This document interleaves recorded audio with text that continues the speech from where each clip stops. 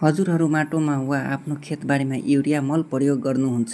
Urea मलमा nitrogen तत्त्व पाइन्छ।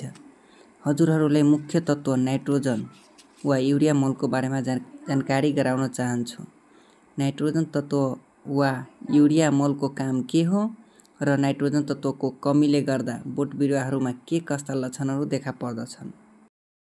युरिया मलमा पाइने नाइट्रोजन तत्त्वको पहिलो काम बोट बिरुवाहरूलाई हर्लक्क बढाउने वा छिटोभन्दा छिटो वृद्धि विकास गर्ने।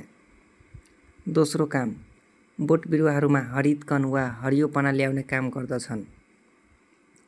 तेस्रो काम बोट बिरुवामा प्रोटिनको मात्रा बढाउने गर्दछन्। चौथो काम सेल डिभिजनमा सहयोग गर्ने गर्दछन्। पाँचौँ काम दाना बढ्न र दानामा प्रोटिनको मात्रा बढाउन वा बनाउन मद्दत गर्दछन्। छैठौँ काम बोट बिरुवाहरू खाना बनाउने प्रक्रियामा क्लोरोफिलको मात्रा बढाउने काम गर्दछन्।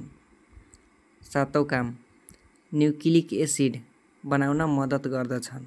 आठौँ काम बोट बिरुवाहरूको हरेक तन्तुको विकास गर्नुको साथसाथै डाँठ र पातको विकासमा मद्दत गर्दछन्।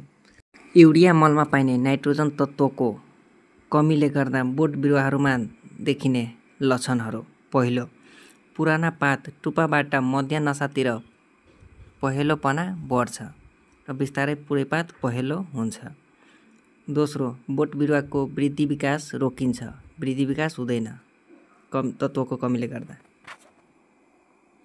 तेस्रो पात फिका र पहेँलोपना देखिन्छ। धान बालीमा नाइट्रोजन तत्त्वको कमी भएमा पात टुप्पाबाट सुक्ने गर्दछन्। बन्दाको कोपी सानो हुने समस्या देखिन्छ। बोट बिरुवा होचो देखिन्छ, राम्ररी वृद्धि विकास हुन पाउँदैन। बिउ र दाना पुष्ट हुँदैन र यसमा प्रोटिनको प्रतिशत कम हुन्छ, प्रोटिनको मात्रा कम हुन्छ।